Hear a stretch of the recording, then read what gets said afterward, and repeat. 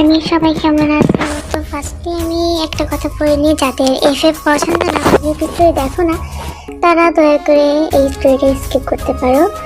আর যদিও আমি এটা ওয়াইন স্টোরি বানাচ্ছি, তারপরেও তোমার অনেকে আছো যারা ওয়াইন স্টোরিগুলো পছন্দ করো না, যাই হোক তোমরা স্কিপ করতে পারো। আর আমি এখানে কোনো ছেলেকে মেয়ে বানাতে চাইনি, তারপরেও আমি মানে ক্যারেক্টার সুন্দর হওয়ার জন্য একজনকে মেয়ে বানিয়েছি। তো তোমরা মাইন্ডে নিও না, জাস্ট এটা বিনোদনের জন্য। সো লেটস গো, স্টোরিটা শুরু করা যাক। অন্ধকার রাস্তা দিয়ে একটি মেয়ে রাত্রিবেলা হেঁটে যাচ্ছিল। তখন তার পিছনে কিছু ছেলে ফলো করছিল। হঠাৎ সেই ছেলেগুলো সেই মেয়েটার সামনে এসে দাঁড়ায় এবং তাকে কিডন্যাপ করার জন্য উঠে নিতে আসে। কিন্তু তখন গাড়ি থেকে একজন ছেলে বের হয়ে আসে এবং সেই ছেলেটা ওই ছেলেদেরকে খুব পরিমাণে মারে এবং তারা এখান থেকে চলে যায়। তো মেয়েটা ছিল আমাদের ওয়াইন, আর গাড়ি থেকে যে বেরিয়ে এসে মানুষদেরকে মারলো সে আর কেউ না, আমাদের ছবির নায়ক জন জাঙ্কুক। এত রাত্রেবেলা একটা মেয়ে নির্জন রাস্তা দিয়ে হেঁটে যাচ্ছ, তোমার কি একটু ভয় করে না? চলো আমি তোমাকে বাসায় দিয়ে আসি। না না, দরকার নেই, আমি একা একাই যেতে পারবো। আপনাকে অনেক ধন্যবাদ আমাকে বাঁচালেন এই জন্য। সত্যি তুমি একা একা যেতে পারবে অন্ধকারে? তাহলে একটু আগে কেন গেলে না? এখানে কেন দাঁড়িয়ে গেলে ছেলেদেরকে দেখে? আসলে বিষয়টা তেমন না, আমি আসলে ঘাবড়ে গিয়েছিলাম। সেই জন্যই তো বলছি আমার গাড়িতে ওঠো। দোস্ত, টাকাটা পরে দিয়ে দিস। অনেক কষ্ট করছি কিন্তু তোর মার খাইছি।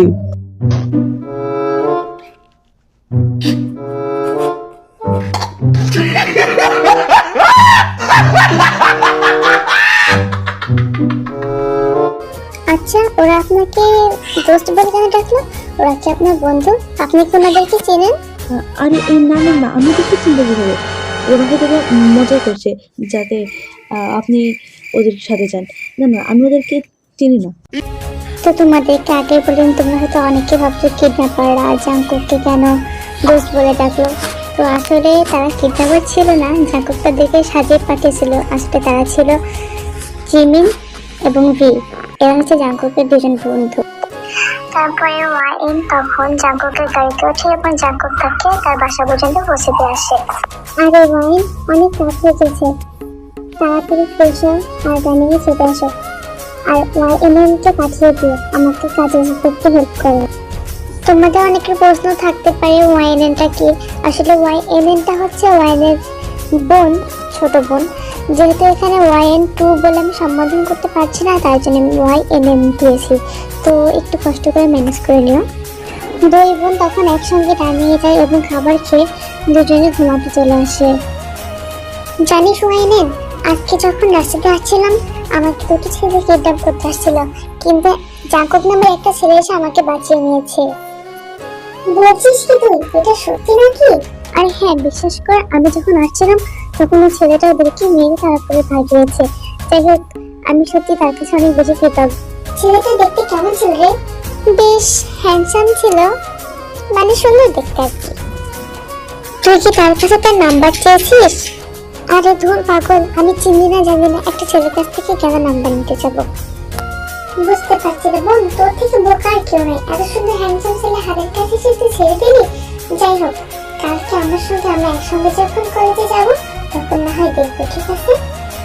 সকালবেলা ওয়াইএন এবং ওয়াইএনএন দুজনে একসাথে কলেজে যায়। যদিও তারা বয়সে কম বেশ ছোট বড়, কিন্তু দুজনেই একই কলেজে একই ক্লাসে পড়ে। হে আমাদের স্টুডেন্ট, তোমাদের জন্য আজকে একটা সারপ্রাইজ আছে। আমাদের অঙ্ক ক্লাসের জন্য একটি নতুন শিক্ষক এসেছে। তো চলো আমরা তোমাদেরকে শিক্ষকের সাথে পরিচয় করিয়ে দিই। Hi everyone, my name is John Jungkook. আমি তোমাদের ম্যাথ টিচার। ওয়াইএনএন তো জাঙ্কুককে দেখে পুরো সে মনে করে কালকে রাতে তো এই ছেলেটা তাকে বাঁচিয়েছিল। তখন সে ওয়াইএনএনকে বলে, আরে ওয়াইএনএন, কালকে রাতে এই ছেলেটা আমাকে বাঁচিয়েছিল। ভাগ্যিস আমি এর কাছ থেকে নাম্বার চাইছিলাম না, এটা আমাদের শিক্ষক রে, তাও অঙ্কের শিক্ষক। কি বলছিস কি ওয়াইন?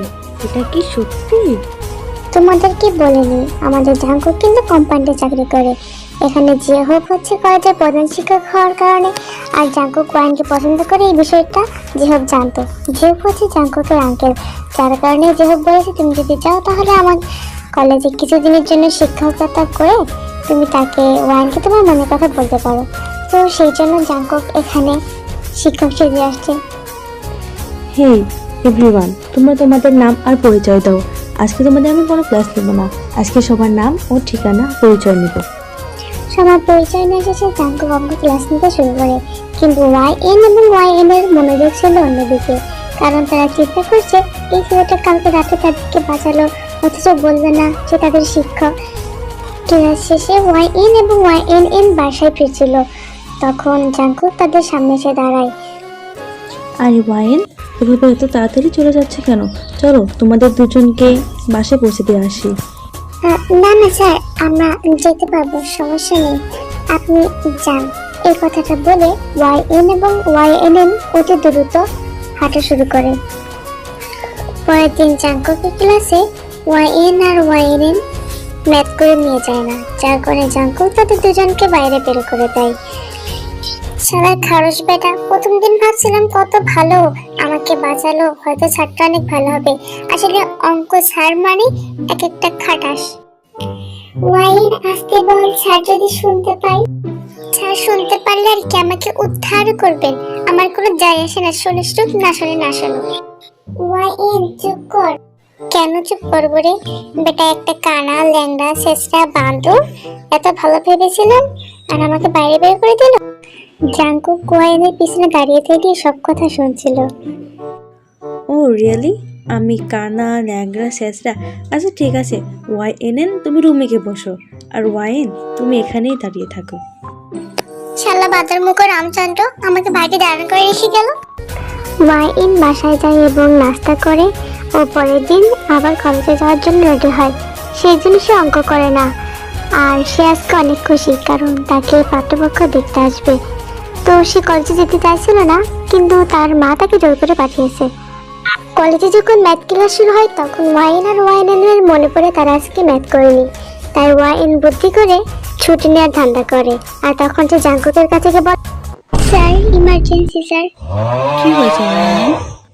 স্যার আমার এখনই এই মুহূর্তে ছুটি লাগবে স্যার, আমাকে এখনই বাসায় যেতে হবে, আমাকে আর YNN-কে। কেন, কি হয়েছে?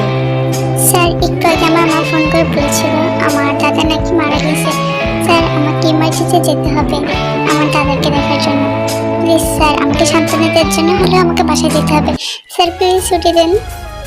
তখন এত রিকোয়েস্টের কারণে জাঙ্কুক তাদেরকে ছুটি দিয়ে দেয়। বাসায় যাওয়ার পর তে অনেক সুন্দর করে সাজগোজ করে এবং সুন্দর একটা শাড়ি পরে পাঠ্যপক্ষের সামনে এসে বসে।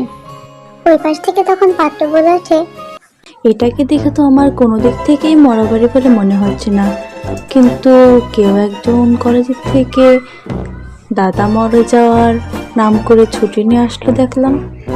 এতক্ষণ ওয়াইন সামনে থাকা ব্যক্তিকে দেখি নাই, কিন্তু এই কথাটা শুনে সে সামনের দিক তাকায়।